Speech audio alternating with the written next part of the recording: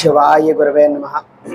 రోజు వచ్చే జ్వరము, తరచుగా వచ్చేటువంటి జ్వరము, లేకపోతే తీవ్రమైనటువంటి జ్వరంతో బాధపడుతూ మందులు వాడినా సరే ఇప్పుడు మీ వాళ్ళకు, మీ ఒక తోటి వాళ్ళకి ఎవరికైనా సరే నివారణ అవ్వట్లేదు అని అంటే కనుక ఇప్పుడు నేను చెప్పబోతున్నటువంటి ఈ యొక్క మంత్రాన్ని ఖచ్చితంగా మీరు పాటించి చేయండి.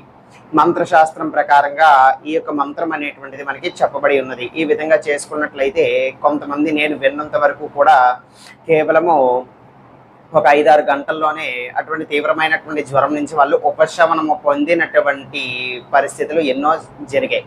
అయితే ఏం చెయ్యాలి?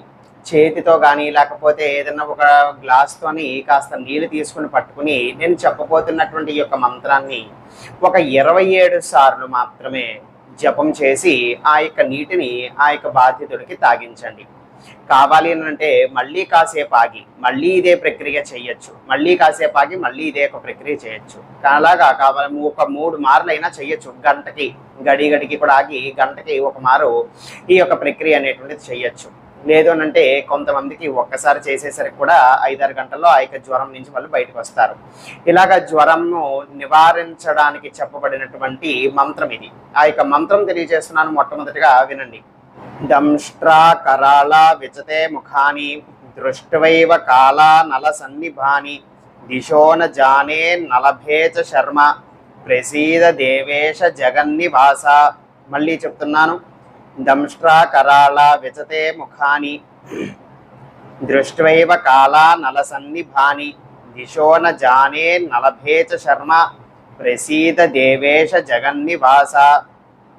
ఇది ఆ యొక్క మంత్రము. ఈ విధంగా నీటిని మంత్రించి తాగించవచ్చు జ్వరం నివారణ చేసుకోవటానికి. మరి యొక్క ప్రక్రియ అలాగే మరి యొక్క మంత్రం అనేటువంటిది ఉంది. ఇప్పుడు మంత్రం చెప్పబోయే ముందు ప్రక్రియ దీనికి ఏ విధంగా చేయాలి అని అంటే కనుక చేతిలోకి ఆవాలు తీసుకోండి. తెల్లవాలైనా నల్లవాలైనా ఏవైనా సరే పర్వాలేదు. ఆవాలు తీసుకోండి. చేతిలోకి మీ యొక్క గుప్పెడిలో పట్టినంత ఆవాలు తీసుకుని చెప్పబోయేటువంటి మంత్రాన్ని ఒక 7 సార్లు దాన్ని చెప్పి అభిమంత్రించాలి. ఆ యొక్క ఆవారిని 7 సార్లు కన్నా ఎక్కువ చేస్తానన్నా కూడా తప్పేం లేదు. ఒక 27 సార్లు అంటే కొన్నిసార్లు మనం ఏదైనా కూడా తప్పు ఉచ్చరించినా లేకపోతే తప్పు చెప్పినా కొంచెం ఎక్కువ సంఖ్య చేసామనుకోండి అది ఆ విధంగా కవర్ అవుతుంది.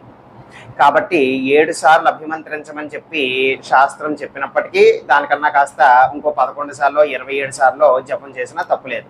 ఆ విధంగా అభిమంత్రించిన దాని తర్వాత రోజు విడిచి రోజు జ్వరాలతో బాధపడుతున్నటువంటి వాళ్ళు, 3 రోజులకు ఒకసారి జ్వరాలను తెచ్చుకొని బాధపడుతున్నటువంటి వాళ్ళు, ఇటువంటి వాళ్ళు ఎవరైతే ఉంటారో ఈ విధంగా ఈ మంత్రించినటువంటి ఆవాలని ఈ విధంగా మంత్రించిన తర్వాత వాళ్ళ యొక్క శిరస్సు పైన మీ యొక్క చేతితో వేసినట్లయితే కనుక దాని తర్వాత మళ్ళీ అవన్నీ కూడా దులిపేసుకోవచ్చు. వాకిట్లోకో వరండాలోకో వెళ్ళి దాని తర్వాత అవన్నీ కూడా తుడి చేసుకోవచ్చు.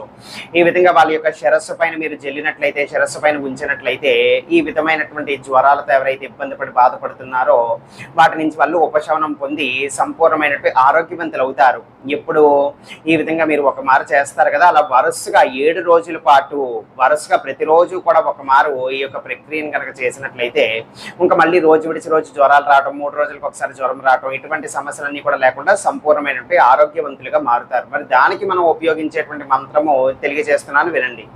ఓం నమో భగవతే రుద్రాయ నమః క్రోధేశ్వరాయ నమో జ్యోతిఃపతింగాయ నమో నమః సిద్ధిరుద్ర ఆజ్ఞాపయతి స్వాహ. ఇది ఆ యొక్క మంత్రము. ఈ యొక్క 2 మంత్రాలలోని కూడా ఏ విధమైనటువంటిదైనా కూడా మీరు ఎంచుకొని చక్కగా భక్తితో, నమ్మకంతో, శ్రద్ధతో మీరు ఆచరించండి. తప్పకుండా తొలగిపోతాయి. మంత్రానికి అటువంటి శక్తి అనేటువంటిది తప్పకుండా అయితే ఉంది. సర్వే జనా సుఖినో భవంతు. శివార్పణమస్తు.